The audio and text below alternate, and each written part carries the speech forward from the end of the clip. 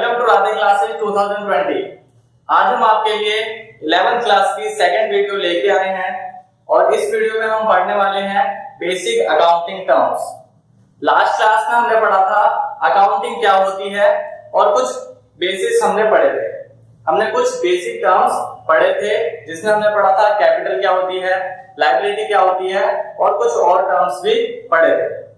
आज हम आपके लिए सेकंड चैप्टर, आपकी बुक का ये सेकंड चैप्टर है जिसको हम स्टार्ट करवाने वाले हैं। तो हम देखते हैं इस चैप्टर में कुछ बेसिक अकाउंटिंग टर्म्स।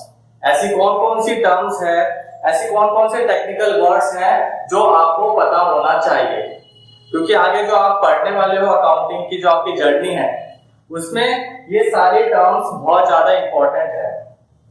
आपको जैसे स्टार्टिंग में नर्सरी में एबीसीडी पढ़ाया जाता है, वैसे ही यहाँ पे 11th क्लास में आने के बाद आपको अकाउंटिंग के कुछ टेक्निकल वर्ड्स सीखने पड़ते हैं। क्या अकाउंटिंग क्या है, उसमें जो इंपॉर्टेंट टर्म्स हैं। हर सब्जेक्ट के अपने टेक्निकल वर्ड्स होते हैं। इकोनॉमिक्स आप पढ़ोगे तो इकोनॉमिक्स में भी अपने टेक्निकल वर्ड्स होते हैं। तो अब आपको यहाँ पे सीखना है कुछ बेसिक अकाउंटिंग टर्म्स। तो हम स्टार्ट करते हैं। पहला बेसिक अकाउंटिंग टर्म जिसका नाम है व्हाट इज बिजनेस ट्रांजैक्शन। अब बिजनेस ट्रांजैक्शन होती क्या है आपको पता है, हमने लास्ट क्लास में एग्जांपल दिया था। इस वीडियो को देखने से पहले वो वाली वीडियो जरूर देख लेना ताकि आप ये कंटिन्यू आपको समझ में आए। तो हमने एग्जांपल लिया, क्या एग्जांपल लिया था हमने कि एक हमारी छोटी सी शॉप है। तो शॉप है, उसमें हम चला रहे हैं बिजनेस अपना जनरल स्टोर का। तो वहां पे जितनी भी ट्रांजैक्शन होगी, कौन सी ट्रांजैक्शन, बिजनेस ट्रांजैक्शन का मतलब वो ट्रांजैक्शन जो कि मनी से रिलेटेड होती है, वो फाइनेंशियल ट्रांजैक्शन जिससे हमारे बिजनेस पे डायरेक्टली फर्क पड़ेगा। तो हम देखते हैं डेफिनेशन बिजनेस ट्रांजैक्शन की। Business transaction, the term business transaction means a financial transaction. कौन सी ट्रांजैक्शन, ये होती है फाइनेंशियल ट्रांजैक्शन। अब फाइनेंस का नाम तो आपने सुना होगा, फाइनेंस का मतलब रिलेटेड टू मनी, ऐसी ट्रांजैक्शन जिसमें मनी इन्वॉल्व हो। अब मनी का मतलब डायरेक्टली कैश नहीं होता, मनी का मतलब वो सारी चीजें जो मनी से रिलेट करती है, जैसे चेक भी हो सकता है या फिर हमने उधार सामान परचेज करा तो बाद में पैसे देने हैं, वो भी बिजनेस ट्रांजैक्शन होती है।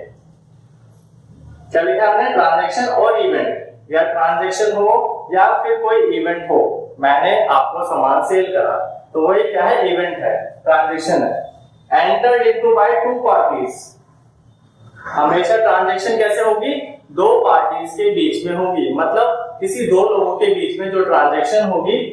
And is recorded in the books of accounts. हम क्या करेंगे, इस ट्रांजैक्शन को, जो भी ऐसी ट्रांजैक्शन जो कि फाइनेंशियल टर्म में है, हमेशा जो ट्रांजैक्शन फाइनेंशियल टर्म में होगी उसको हम क्या बोलेंगे, बिजनेस ट्रांजैक्शन। फॉर एग्जांपल हम यहाँ लिख देते हैं, आपको एग्जांपल दे देते हैं, सेल ऑफ गुड्स। आपने क्या करा, सामान को बेचा। तो सामान को बेचा तो आप फ्री में तो बेचोगे नहीं, तो उसके बदले जो पैसे लोगे, तो ये जो ट्रांजैक्शन आपकी हो गई उसे क्या बोलेंगे, बिजनेस ट्रांजैक्शन। या फिर दूसरा एग्जांपल लेते हैं, परचेज करा तो वो भी ट्रांजैक्शन हो गई। या फिर आपने फर्नीचर खरीदा, आपने बिल्डिंग खरीदी, आपने किसी को सैलरी दी, आपने एम्प्लॉय को सैलरी दी, तो वो सारी ट्रांजैक्शन क्या कहलाएगी, बिजनेस ट्रांजैक्शन। ये समझ में आ गया आपको। अब नेक्स्ट देखते हैं अकाउंट क्या होता है। लास्ट क्लास में हमने क्या पढ़ा था, अकाउंटिंग क्या होता है। अब ये मिलता जुलता वर्ड आपको दिख रहा है, अकाउंट्स। तो what do you mean by account. तो अकाउंट हम देखते हैं, account is a summarised record of transactions relating to a particular head at one place. इसका मतलब होता है, अगर हम हिंदी में बताएं अच्छे से, हमने एग्जांपल लिया था, एक शॉपकीपर मेंटेन करता है राम का अकाउंट, राम श्याम, ये सब हमने एग्जांपल लिया था। हमने क्या एग्जांपल लिया था, एक शॉपकीपर किसी को उधार बेचता है, किसी से उधार खरीदता है, तो वो सारी चीजें क्या है, बिजनेस ट्रांजैक्शन करता है। तो वो किस बुक में करता है, क्या बोले, किसी एक बॉक्स में करता है, उस बॉक्स को हम क्या बोलेंगे, अकाउंट। जैसा हमने एग्जांपल लिया था, ये एक राम का अकाउंट है। इसका मतलब राम से रिलेटेड जितनी भी ट्रांजैक्शन है, राम से रिलेटेड जितने भी लेन देन हुआ है, सबको हम क्या रिकॉर्ड करेंगे, कहां पे, राम के अकाउंट में। इसका मतलब राम का अकाउंट क्या कहलाता है, समराइज रिकॉर्ड ऑफ ट्रांजैक्शन। जितनी भी ट्रांजैक्शन राम के साथ हुई है उसकी एक छोटी सी समरी जहां पे रिकॉर्ड करते हैं उसे क्या बोलेंगे, अकाउंट बोलेंगे। लिखा है ना, to a particular head at one place. एक पार्टिकुलर हेड है, देखो राम क्या है, इसका, इस अकाउंट का हेड है। Ram is a head of this account. तो इस अकाउंट के हेड में जो भी ट्रांजैक्शन रिकॉर्ड होगी उसे क्या बोलेंगे, बिजनेस ट्रांजैक्शन। ये समझ में आ गया आपको। उसके बाद हम देखते हैं कैपिटल क्या होती है। कैपिटल के बारे में मैं आपको लास्ट क्लास में ही बता चुका हूं, कैपिटल क्या होती है। तो capital is the amount invested by the proprietor. क्या लिखा है, capital is the amount invested by the proprietor. अब ये प्रोप्राइटर क्या होता है, प्रोप्राइटर का मतलब होता है मालिक, या हम बोल सकते हैं ओनर। तो जो ओनर होगा वो जो पैसा लगाएगा कहां पे, अपने बिजनेस में, तो उसे क्या बोलेंगे, कैपिटल बोलेंगे। अब कैपिटल का मतलब ये नहीं कि वो खाली पैसा लेके आएगा। एक शॉपकीपर ने उसके घर में फर्नीचर रखा था, एक टेबल रखा था, उस टेबल को वो बिजनेस में लेके आ गया, तो उसे क्या बोलेंगे, उसे भी हम कैपिटल बोलेंगे। तो capital may be in cash में हो सकता है और इन काइंड में भी हो सकता है। काइंड का मतलब कोई सामान भी हो सकता है कैपिटल, ठीक है। जब बिजनेस स्टार्ट करते हैं वो जो भी चीजें लेके आता है बिजनेस में उसको हम क्या बोलेंगे, कैपिटल, ठीक है। ये क्लियर है आपको। उसके बाद हम देखते हैं नेक्स्ट टर्म, इसका नाम क्या है, ड्राइंग। अब ड्राइंग क्या होती है, ड्राइंग वो नहीं होती जो आप चित्रकला करते हो, वो भी ड्राइंग होती है ऑब्वियसली, लेकिन यहाँ पे हम पढ़ेंगे ड्राइंग का नया मीनिंग। तो ड्राइंग क्या होती है, drawing is the amount withdrawn or goods taken by the proprietor for personal use। अब इस लाइन का मीनिंग क्या होता है, ड्राइंग का मतलब होता है अगर प्रोप्राइटर, प्रोप्राइटर का मतलब ऑनर, अगर ऑनर पैसा विड्रॉ करता है, मतलब वो बिजनेस में से पैसा निकाल के ले जाता है, या फिर ऑन गुड्स टेकन, या वो कुछ सामान लेके चले जाता है, फॉर पर्सनल यूज। अगर मालिक अपने बिजनेस में से कुछ पैसा निकालता है या फिर क्या करता है, सामान लेके चले जाता है, उसे क्या बोलेंगे हम, उसे बोलेंगे ड्राइंग। ड्रॉ करना होता है ना, ड्रॉ करना, तो ड्रॉ करना का मतलब क्या होता है, निकालना। तो यहाँ पे क्या है, ड्राइंग है। तो ड्राइंग मींस अमाउंट और goods withdrawn by the proprietor, या फिर पार्टनर भी बोल सकते हैं। अगर पार्टनरशिप है तो पार्टनर बोल सकते हैं या फिर प्रोप्राइटर, ओके। उसके बाद हम नेक्स्ट देखते हैं, क्या है, लायबिलिटीज। लायबिलिटीज आपको पहले वाली क्लास में भी बताया। तो लायबिलिटीज का मतलब क्या होता है, liability means amount payable by the business. इसका मतलब वो सारे अमाउंट जो कि बिजनेस को देने हैं। मतलब सिंपल सा आप छोटा सा एग्जांपल समझ सकते हो कि लायबिलिटी का मतलब मुझे किसी को पैसे देने हैं, या फिर कुछ पैसे भी देने हैं, या कुछ और भी देना है, मतलब उधार है मेरे ऊपर, उसे क्या बोलूंगा, लायबिलिटी है। मेरा एम्प्लॉय काम करके जा चुका है बट मैंने अभी तक उसे सैलरी नहीं दी, तो वो मेरी बन गई लायबिलिटी। अब लायबिलिटी एक कैपिटल भी है ना, लायबिलिटी होती है। कैपिटल क्या होती है, ये भी एक लायबिलिटी होती है। किसकी लायबिलिटी, ये फर्म की लायबिलिटी होती है। फर्म का मतलब जैसे हमारा एक बिजनेस है, ये जो जनरल स्टोर हमने खोला था, इस जनरल स्टोर के लिए इसके मालिक का लगाया हुआ पैसा क्या कहलाएगा, ये लायबिलिटी कहलाएगा। और इस लायबिलिटी को हम बोलते हैं इंटरनल लायबिलिटी। क्या बोलेंगे, इंटरनल लायबिलिटी। लायबिलिटी वो लायबिलिटी जो कि अपने मालिक के प्रति है, उसे बोलेंगे इंटरनल लायबिलिटी। एक दूसरी लायबिलिटी होती है, उसे बोलते हैं एक्सटर्नल लायबिलिटी। एक्सटर्नल लायबिलिटी का मतलब लायबिलिटी टुवर्ड्स थर्ड पार्टी, या फिर ऐसी लायबिलिटी जो कि फर्म के बाहर हमें देनी है, उसे क्या बोलेंगे? External liability. तो क्लियर है आपको? इंटरनल लायबिलिटी का मतलब वो पैसा जो कि मालिक ने लगाया, फर्म की लायबिलिटी है, और एक्सटर्नल लायबिलिटी का मतलब जो हमें किसी थर्ड पार्टी को देना है। ये समझ में आ गया आपको सारी चीजें? तो इन सारी चीजों को आप नोट डाउन कर लीजिए। तो हम देखते हैं लायबिलिटीज कितनी टाइप की होती है। तो लायबिलिटी फर्स्ट टाइप होती है नॉन करंट लायबिलिटी। अब नॉन करंट लायबिलिटी क्या होती है? करंट का मतलब वो नहीं जो इलेक्ट्रिक शॉक लगता है। नॉन करंट लायबिलिटी का मतलब वो लायबिलिटी जो कि लॉन्ग टर्म चलने वाली है। इसका मतलब ऐसी वो लायबिलिटी जो कि 1 साल से ज्यादा चलने वाली है। मतलब मैंने उधार परचेज करा, आपसे मैंने उधार परचेज करा 1 लाख रुपए, जो कि मैं आपको 1 साल के बाद दूंगा, तो वो क्या कहलाएगी? Long term liability. हम देखते हैं long term liabilities are those which is payable after a period of more than 1 year. जो कि 1 साल के बाद जिसकी पेमेंट होगी उसे क्या बोलेंगे हम? Long term liability. जैसे एग्जांपल आपको दे देता हूं। For example debentures. डिबेंचर्स आपने नाम सुना होगा, शायद ही सुना होगा। तो डिबेंचर्स का मतलब होता है जब कंपनी क्या करती है, जब कंपनी को पैसे की रिक्वायरमेंट होती है तो लॉन्ग टर्म के लिए वो डिबेंचर्स इशू करती है और पैसा राइज करती है मार्केट से। ठीक है? या फिर हम बोल सकते हैं ये एक टाइप का लॉन्ग टर्म लोन है। एक पीस ऑफ पेपर मिलता है, अब तो वैसे डिजिटली होता है सब कुछ। जैसे कंपनी ने ये पीस ऑफ पेपर इशू करा, इस पीस ऑफ पेपर को इशू करके कंपनी क्या करती है? मार्केट से पैसा लेती है। मार्केट में पब्लिक डिबेंचर्स को परचेज करते हैं और जब डिबेंचर की रिपेमेंट करनी होती है तो पीस ऑफ पेपर, वो जिसके पास भी पीस ऑफ पेपर है वो वापस लाके कंपनी को देता है और कंपनी क्या करती है? उसके बदले पेमेंट कर देती है। तो ये हो गया लोन लेने का एक टाइप का तरीका। अब ये पीस ऑफ पेपर नहीं चलता, अब सारी चीजें ऑनलाइन होती है। तो समझ में आपको आ गया? तो ये कहलाती है लॉन्ग टर्म लायबिलिटीज। मतलब मैंने सिंपल सी लैंग्वेज में बोल सकते हैं कि लंबे समय के लिए किसी से उधार लिया है या फिर लंबे समय तक मेरी लायबिलिटी चलने वाली है, उसे क्या बोलेंगे? लॉन्ग टर्म लायबिलिटी, जिसकी पेमेंट 1 साल के बाद करूंगा। उसके बाद आती है करंट लायबिलिटी। अब हमने नॉन करंट देख लिया। नॉन करंट का मतलब समझ लिया अच्छे से, करंट लायबिलिटी। अब जैसे नॉन करंट है तो इसका अपोजिट करंट लायबिलिटी होगा। तो current liabilities are those liabilities जिसकी पेमेंट हम विद इन 1 ईयर, मतलब 1 साल के अंदर अंदर जिसकी पेमेंट करनी होती है उसे बोलेंगे करंट लायबिलिटीज।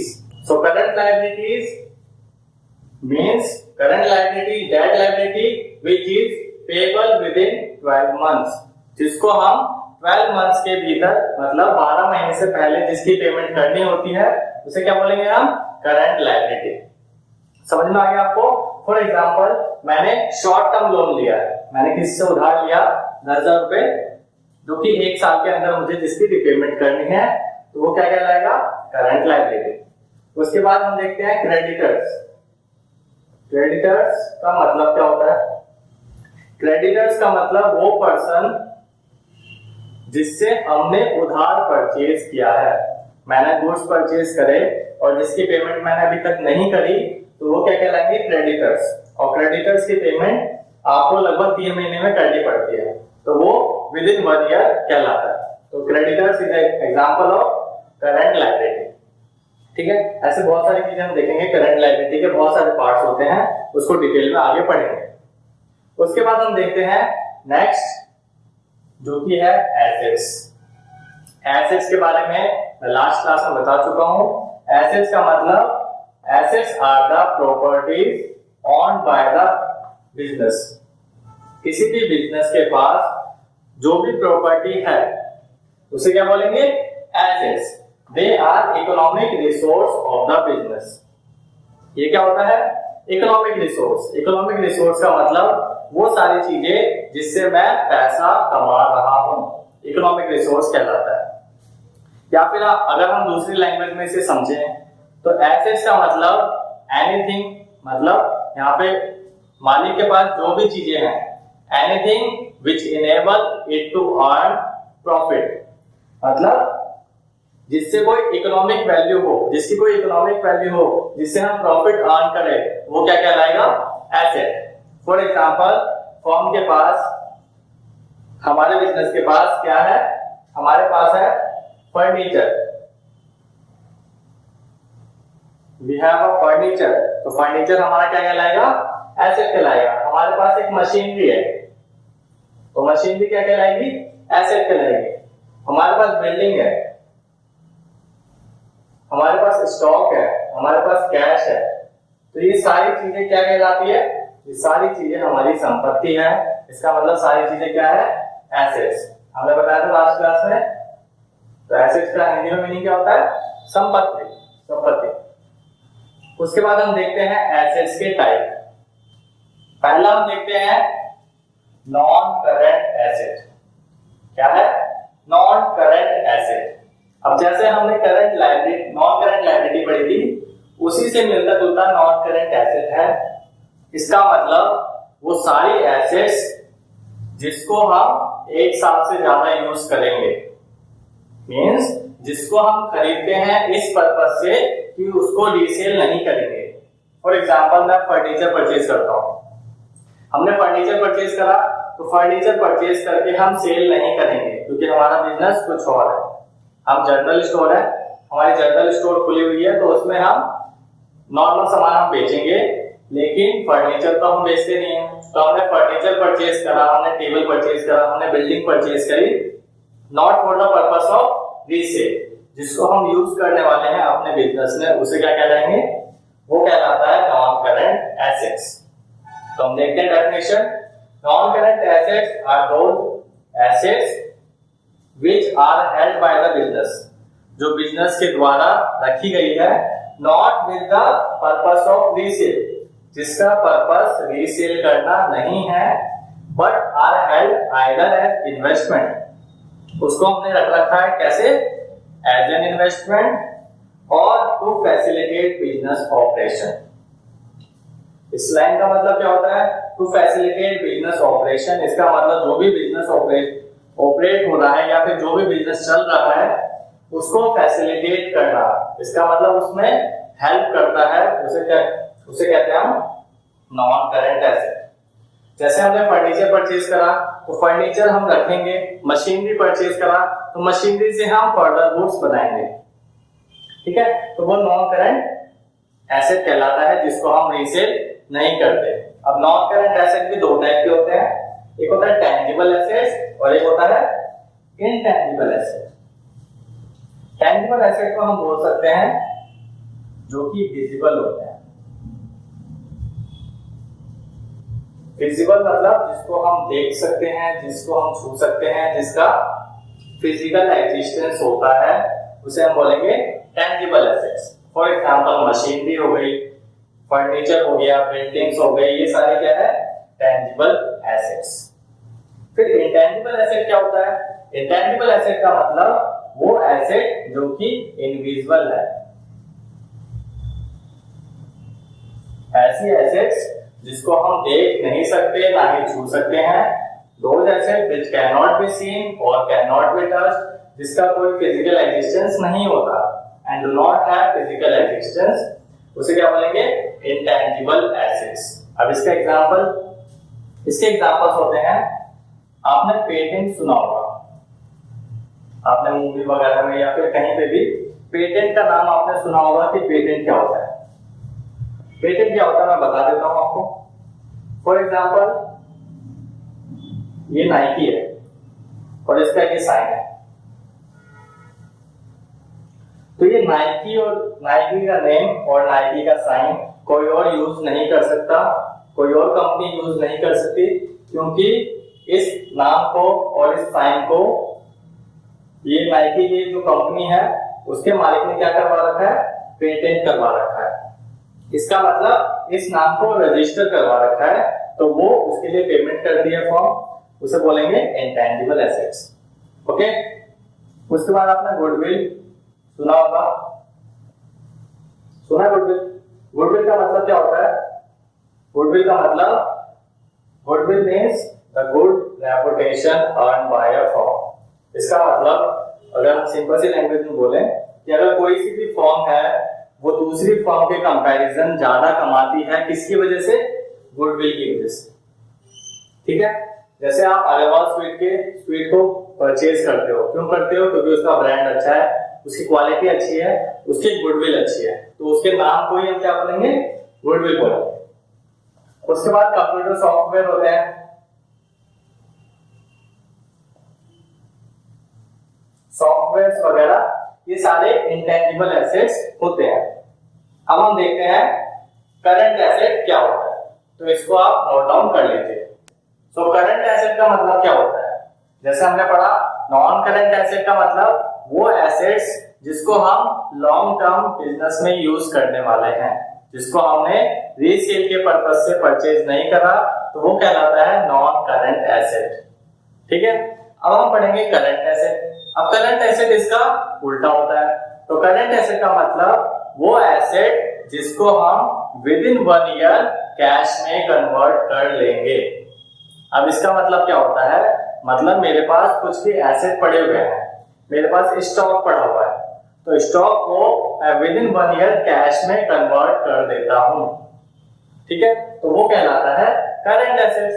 तो current asset are those assets which is held by business with the purpose of converting them into cash within a short period। मतलब वो सारे एसेट्स जिसको हम कैश में कन्वर्ट करने वाले हैं within a short period, that is हम बोल सकते हैं 1 ईयर, जिसको हम 1 साल के अंदर कैश में कन्वर्ट कर देंगे, उसे बोलेंगे current asset. For example stock. Stock का मतलब जो भी गुड्स आपने रख रखे हैं स्टॉक में, उसे हम विद इन 1 ईयर कैश में कन्वर्ट कर देते हैं, तो वो हमारा कहलाता है करंट एसेट। ऐसे बहुत सारे एग्जांपल हैं, डेटर है, बहुत सारी चीजें हैं। डेटर का मतलब जिसको हमने उधार सामान बेचा है, वहां पे हमने पढ़ा था क्रेडिटर। क्रेडिटर का मतलब वो पर्सन जिससे हमने उधार सामान परचेज किया है। डेटर का मतलब वो पर्सन जिसको हमने उधार सामान बेचा है, तो वो 1 साल के अंदर उससे हम पैसे ले लेंगे, तो वो कहलाता है करंट एसेट। उसके बाद हम देखते हैं फिक्टिशियस एसेट। फिक्टिशियस एसेट क्या होता है? फिक्टिशियस एसेट ना ही टेंजिबल एसेट होता है, ना ही इंटेंजिबल होता है। Fictitious assets are neither tangible nor intangible assets. ये फिर होता क्या है? They are losses not written off in the year in which they are incurred but in more than 1 accounting period. अब इसका मतलब क्या होता है? ये ऐसा एक खर्चा होता है हमारा, मतलब मैंने बल्क में खर्च कर दिया, या फिर एक ऐसा लॉस है। फॉर एग्जांपल, इसका पहले मैं एग्जांपल ले लेता हूं। Discount on issue of debenture. अब इस लाइन का मतलब क्या होता है? मैंने कुछ डिबेंचर इशू करे थे, जो डिबेंचर अभी बता चुका हूं। मैंने पीस ऑफ पेपर पब्लिक को इशू करा, जिसपे रुपीस इस डिबेंचर पे लिखा था ये 100 रुपए का है, मतलब आप मुझे 100 रुपए दो और ये पीस ऑफ पेपर लेके चले जाओ। ठीक है, लेकिन हमने इसे इशू करा 90 रुपीज में। कितने में इशू करा? 90 रुपीज में। इसका मतलब आप 90 रुपीज दो, हम आपको 100 रुपए का डिबेंचर देंगे। तो आपने सस्ते में इशू करा, तो हमने क्या किया? उसे डिस्काउंट दिया। तो discount on issue of debenture. अब एक सिंगल डिबेंचर तो होगा नहीं, लाखों डिबेंचर होंगे, हजारों डिबेंचर होंगे, तो आपका लाखों करोड़ों का डिस्काउंट होगा। तो उस डिस्काउंट को हम 1 साल में राइट ऑफ नहीं करते। अगर हम 1 साल में सारा हम लॉस दिखा देंगे, तो जैसे फॉर एग्जांपल इस साल हमने डिस्काउंट दिया और अगर इस साल मैं लॉस दिखा दूंगा, तो क्या होगा? हमारी फर्म लॉस में चली जाएगी। लेकिन वही फॉर एग्जांपल 1 लाख का लॉस हुआ, हमने एग्जांपल लिया 1 लाख का डिस्काउंट था, समझते हैं इसे अच्छे से। अगर 1 लाख के डिस्काउंट को मैं ऐसे 10 साल में डिवाइड कर दूं, 1 लाख का मेरे को लॉस हुआ, तो 1 लाख के लॉस को अगर मैं 10 साल में डिवाइड कर दूं, तो क्या मेरा लॉस 10-10 हजार का नहीं बच जाएगा? मेरा 1 लाख का लॉस हर साल मैंने डिवाइड कर दिया कि हर साल मैं 10,000 रुपए लॉस दिखाऊंगा, तो 10 साल में जाके ये मेरा 1 लाख का लॉस भी खत्म हो गया और मुझ पर ज्यादा बर्डन भी नहीं पड़ा। तो ये क्या करा, इसको मैंने एज एन एसेट दिखा रखा है और उसको क्या बोलूंगा, फिक्टिशियस एसेट। फिक्टिशियस एसेट का मतलब आप सिंपल समझ सकते हो, ऐसा लॉस जिसको हम 1 साल में राइट ऑफ नहीं करते, उसको हम साल मतलब 3 साल में, 4 साल में, 10 साल में हम उसे राइट ऑफ करते हैं। अब ये राइट ऑफ का मतलब हम उसे लॉस दिखाते हैं, ठीक है, उसे कवर करते हैं हर साल में। ये आपको समझ में आ गया होगा, ये है फिक्टिशियस एसेट। क्लियर है ये चीज। उसके बाद हम देखते हैं रिसीप्ट्स। रिसीप्ट्स का मतलब क्या होता है? रिसीप्ट का मतलब कुछ भी आया मेरे पास, मतलब receipt means the amount received. मैंने क्या करा, पैसा रिसीव करा और रिसीवेबल, रिसीव कर लिया या फिर रिसीव होगा। फॉर एग्जांपल मैंने उधार सामान बेचा तो रिसीव होगा बाद में, तो उसे भी क्या बोलूंगा, रिसीव्ड बोलूंगा। फॉर सेलिंग एसेट्स, गुड्स और सर्विसेज, मैंने गुड्स बेचे, मैंने कोई एसेट बेचा या अपनी सर्विसेज आपको दी, तो उसके लिए जो भी अमाउंट मुझे आप दोगे उसे क्या बोलूंगा मैं, रिसीप्ट्स बोलूंगा। ये समझ में आ गया आपको। उसके बाद रिसीप्ट्स भी 2 टाइप के होते हैं, एक होता है रिवेन्यू रिसीप्ट्स, एक होता है कैपिटल रिसीप्ट्स। अब रिवेन्यू रिसीप्ट क्या होता है? Revenue receipt is the amount received और receivable in the normal course of business. Normal course of business का मतलब क्या है? इसका मतलब होता है आप जो भी बिजनेस कर रहे हो, हमारा बिजनेस था, छोटी सी शॉप थी, इसमें हम, ये जनरल स्टोर थी, तो जनरल स्टोर में जैसे किराना का सामान होता है, नॉर्मल सामान, आटा दाल चावल वगैरह, उसको बेच के जो मैं अमाउंट रिसीव कर रहा हूं उसे क्या बोलूंगा, रिवेन्यू रिसीप्ट। समझ में आपको? जो आपका डेली का काम है, जो आपका मेन कोर्स ऑफ बिजनेस है, नॉर्मल कोर्स ऑफ बिजनेस है या फिर मेन कोर्स ऑफ बिजनेस है, जो आप मेनली काम कर रहे हो, उससे जो अमाउंट आपको रिसीव होता है उसे क्या बोलेंगे, रिवेन्यू रिसीप्ट्स। अब ऐसा कौन सा काम होता है जो कि नॉर्मल कोर्स ऑफ बिजनेस नहीं होता, उसको हम कैटेगराइज करते हैं कैपिटल रिसीप्ट्स में। अब capital receipts is the amount received और receivable against transaction which are, कौन सी transaction, which are not revenue in nature. वो सारी ट्रांजैक्शन जो कि रिवेन्यू नहीं है वो क्या कहलाएगी, कैपिटल रिसीप्ट्स। मतलब सारी ट्रांजैक्शन से जो अमाउंट रिसीव्ड हुआ या रिसीवेबल उसे बोलेंगे कैपिटल रिसीप्ट। अब ये कौन सी होती है? फॉर एग्जांपल मैंने क्या कर दिया, मैंने अपना फिक्स्ड एसेट बेच दिया,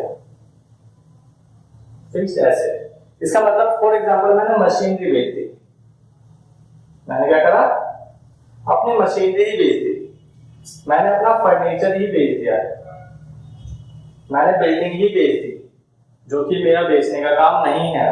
तो ऐसे एसेट्स को बेच के अगर मुझे अमाउंट रिसीव होता है तो उसे क्या बोलूंगा, कैपिटल रिसीप्ट। क्या दूसरी लैंग्वेज में अगर मैं बोलूं, कैपिटल एसेट को जब मैं सेल करता हूं, जो अमाउंट रिसीव होता है उसे बोलेंगे कैपिटल रिसीप्ट, ठीक है।